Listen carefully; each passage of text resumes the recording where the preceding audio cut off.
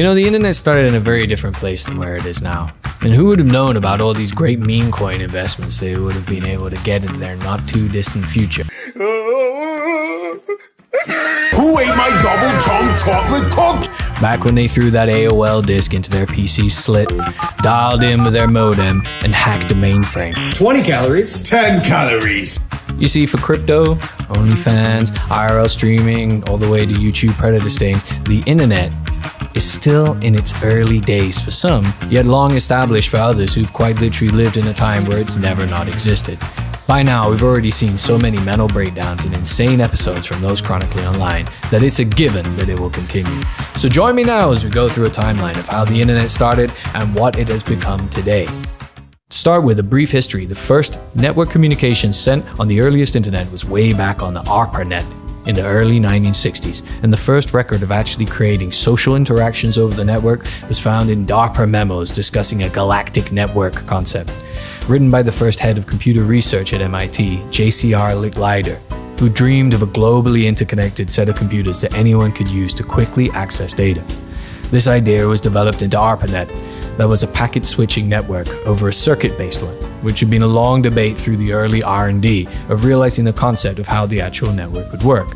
The overall big picture of the concept was profound in that it was designed to utilize satellite networks and ground-based packet radio networks with the extensibility to connect in other networks also. It was a pioneering and maverick project that would be comparable possibly to the Neuralink of today.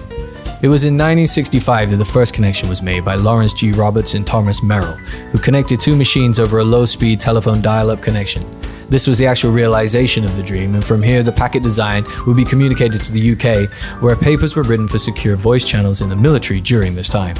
The word packet was then considered the proposed terminology, and the proposed line speed was 2.5 kilobits per second to 50 kbps.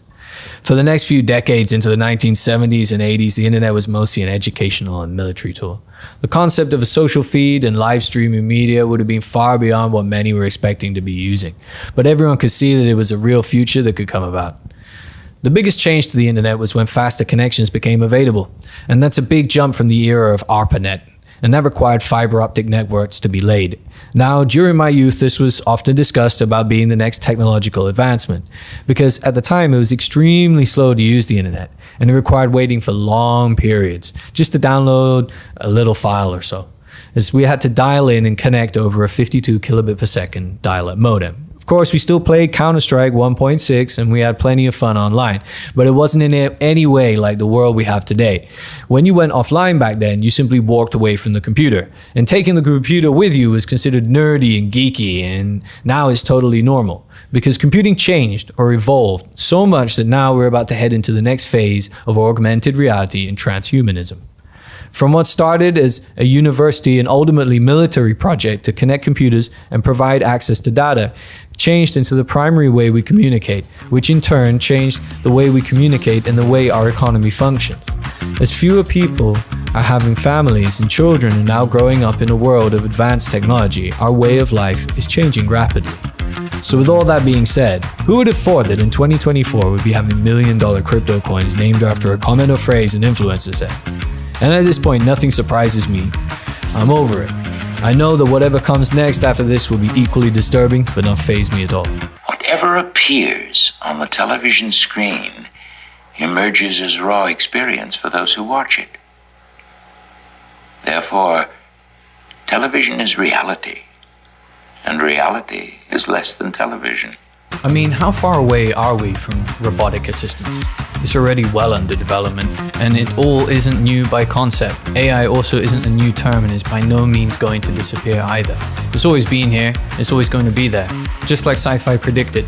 Sci-fi has pushed our technology along a timeline from gadget to gadget, and besides the Neuralink, that we may be at the cusp of flying cars now, with more companies looking to develop the drone space primarily for defense, which in turn will push us into a new paradigm of everyday civilian life. The economy has changed so much since the times of 52 kilobit per second, it's hard to recognize it. Broken down, we are now clearly solely dependent on mobile internet technology in the way sci-fi predicted. It encompasses everything we do, and if the lights went out, we'd really be screwed without it. Therefore, the next logical step is dependence on AI and robotics. As factories black out and waiter bots become the normal thing, what will the majority of society do? Crypto meme coins are one such example of this overall quest of purpose in a sea of meaningless noise, as meme coins serve practically no purpose other than to enrich those who play the game. It's a technological degradation to a more simple time of the feudal days of king and queen, whereas the public, the peasants, are all subject to some sort of game, where some may be awarded as a courtroom jester, but most are simply partaking for their pittance, a few crumbs and bowls of slop. We are the masters of technology, but technology can often be used to master us. Once that purpose can be exceeded by the technology, the master of the system will no longer have use for the participants. But we are bound into a universe of natural law. Physics have rules. Water must flow. So now that we see extreme hyperinflation, everyday life becoming difficult for the average worker, the economy no longer working in its current paradigm, that water will flow around the obstacles and continue on its course. Without a doubt, a robot-assisted physical AI era is coming, and also more meme coins are coming and other new discoveries with it. Where we fit into that isn't a concern, because natural selection will continue unabated, as it has always done. There will always be a demand for which a supply must match. The only thing permanent in life is change, so visualizing this new era of internet is where augmented reality comes into things now. With the Apple Vision Pro and Google's attempts before, it's clear that for the frontier of tech, we are most likely going to become split between reality and the quote-unquote metaverse, or albeit a digitally enhanced version of reality. Dystopia or utopia or a blend of both, flying cars are coming. Artificial assistance is here and a robotic maid is just around the corner. What sucks is that you may not be allowed to fly your cars, as the AI will drive it for you. So what's it mean for our rights, for liberty and freedom? The economy will need to be fixed so that all these moving parts can work together, and if they do, it's likely to be the greatest era in humanity, as the everyday chores and tasks are taken care for you, due to this robotic assistance. Becoming overly attached and dependent on robotics is clearly where this is going. As long as we have purpose, it will not be an issue, but humans' role in terms of doing repetitive tasks will need to be reduced in importance in having place of this assistance. To ensure the masses adopt the new paradigm, there will most likely be an era of mass change. This could be brought about via war or another pandemic. What's most likely is a forced change will have an extreme resistance, so it'll have to appear to be coming organically. You could say the writing is on the wall, that humanity's fate is already decided. We will be entwined with technology to the point of servitude to a robotic class of rule and order, living alongside cyborgs and possibly no longer parenting. It's a grim and disgusting future, akin to a brave new world's birthing centers. So, is that where we are going? Food for thought. I want the truth! You can't handle the truth! Currently, the internet is a mobile-based communications network that relies on our usage of a smartphone. What's going on inside of your head is yours and yours alone. The only way this would change is with a bridge from neural to network, from your own mortal fiber to fiber optics. Socializing through social media primarily is the first major change in our way of communicating. As simple as sharing a story or oversharing in posts, it's the digital equivalent of airing your dirty laundry for the entire street or even town to see. At the moment, we have a strict adherence to this being initiated by the user. Where the turn will be is when the machine shares for us. We can see already this is in the early stages with the journaling and maps tracking on our phones, with suggestions given based upon our usage.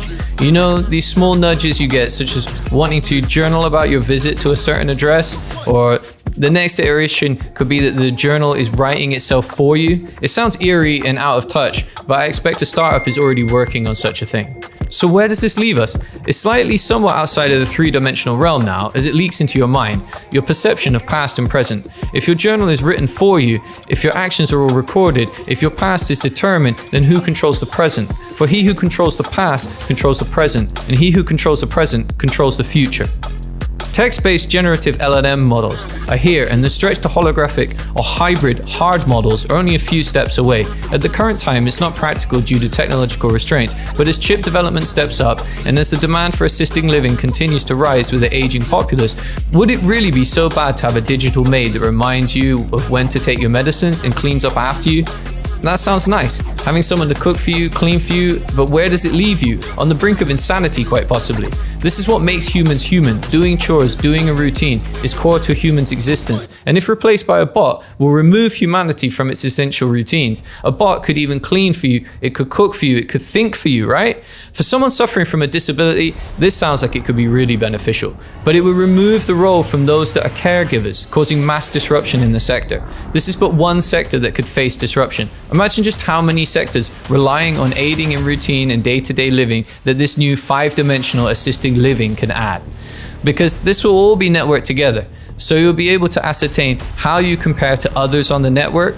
Will this be beneficial, or will this make life be like living through some set KPIs and remove your freedom? It's clear the latter is most definitely true. You will be monitored by the assistant. The assistant will tell you what to do. So who is the master and who is the computer here? The roles are reversing with a super admin on top of all of this. An AI-based government, predominantly faceless, API and app-based, would clearly be more efficient in some ways than a human-run one. Primarily, there's less room for human error. If we want to set low taxes and still have a government, we would need to make it mostly programmatic in every sense viable. From commerce to provisioning, the entirety of the infrastructure would be artificially controlled by a trained network that knows the optimal way to make resources flow.